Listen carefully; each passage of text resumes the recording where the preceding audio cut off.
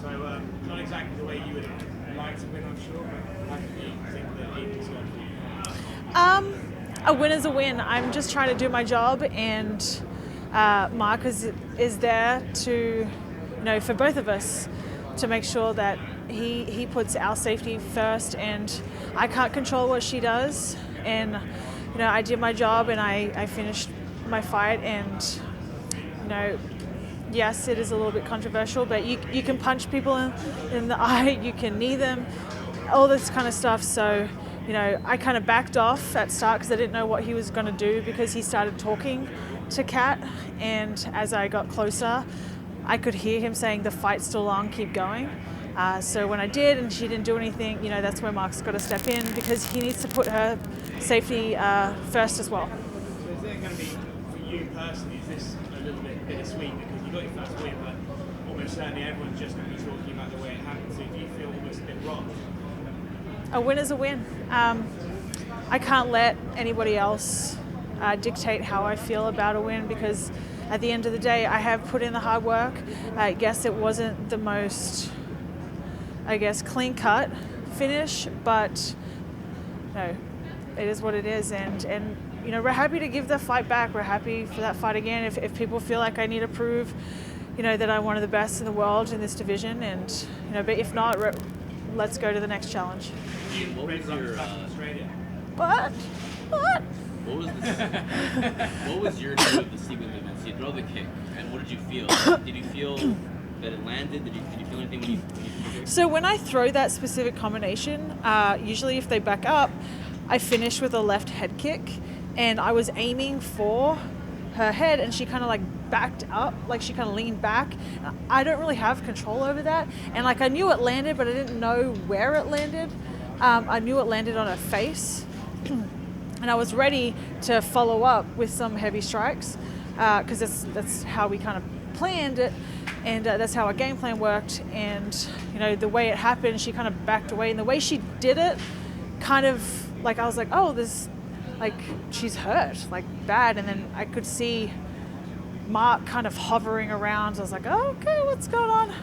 And then when I heard him say, there's not, nothing's happening, keep going, I was like, okay, well, I have a job to do as well. So it's kind of surprising how you didn't think it landed that much to hurt her in the moment. Yeah. I throw you throw to hurt your opponent. It's MMA. It's two people locked in a cage trying to beat the shit out of each other for money. But yeah, I try. But I'm just trying to do my job, and really our goal was just to react and just flow, have fun out there, kind of bring a little bit of gangster Megan out, and just flow. And that's what we did. We kind of, we were expecting her to pressure and come at us hard early, which she didn't, which was actually surprising. But we got the win. Do you think maybe your length surprised her on that sequence? Because yeah, the kick kind of came out. It seemed like she was not expecting that kick at all. Well, people don't understand. My coaches and my team understand. The range is different.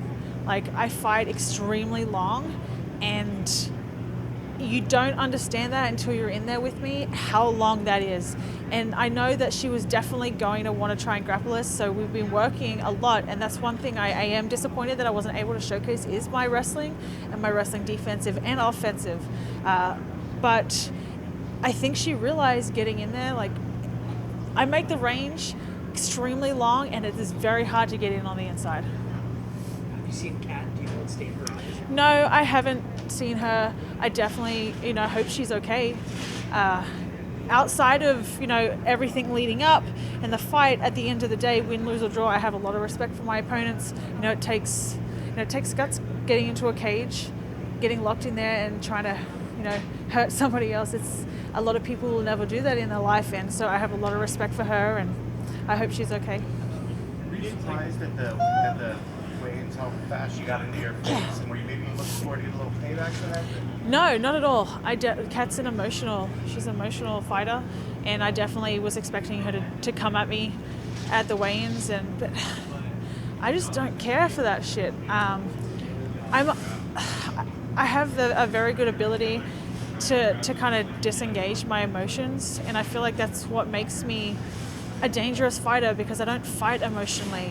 I go into a you could say like a deep dark place that kind of is scary to some people. So when I get into that zone, it's, you know, and I was trying to be able to showcase that a little bit more in the fight, but you know, once I get there, it's a bad time for my opponent. The winner of this fight was, you know, in theory, speech by the winner of the co-main event tonight.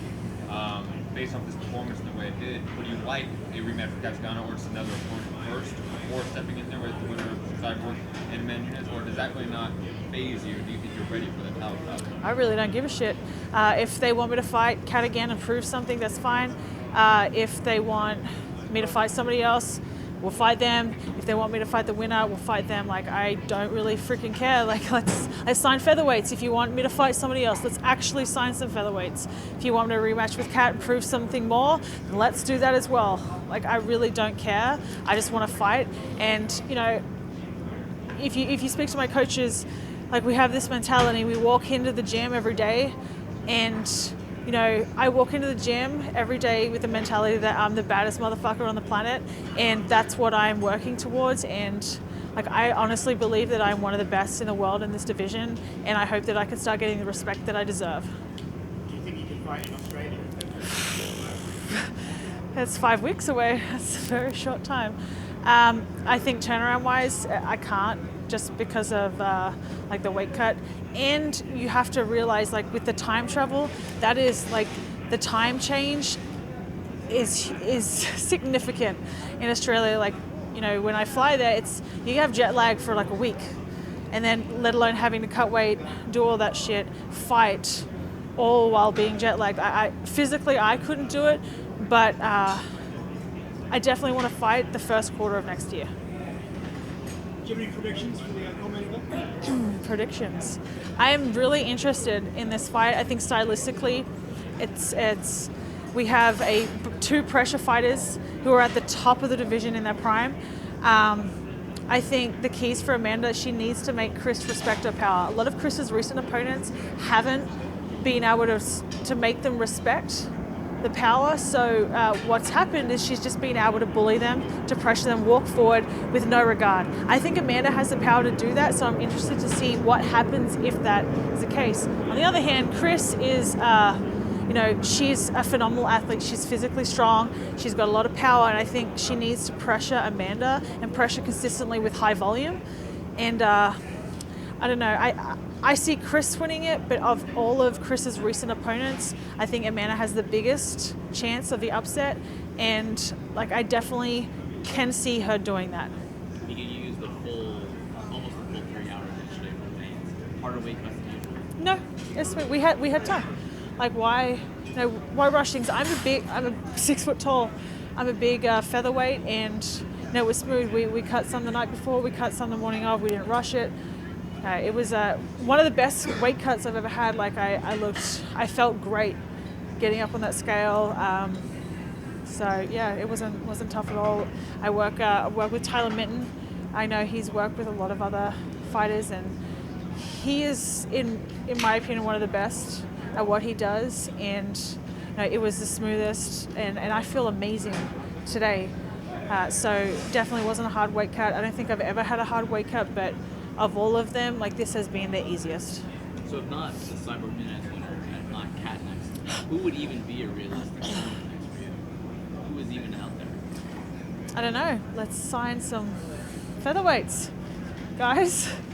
I really don't, like, I really hope that I can use my platform to showcase that there are stars in this division, or being built in this division, that it is marketable, it is worth investing in, and I really hope that they start doing that, because like, I want to fight for the UFC. This has always been a goal for myself, and I know for a lot of other fighters. So, you know, giving women in the featherweight division that opportunity is huge. Thank you.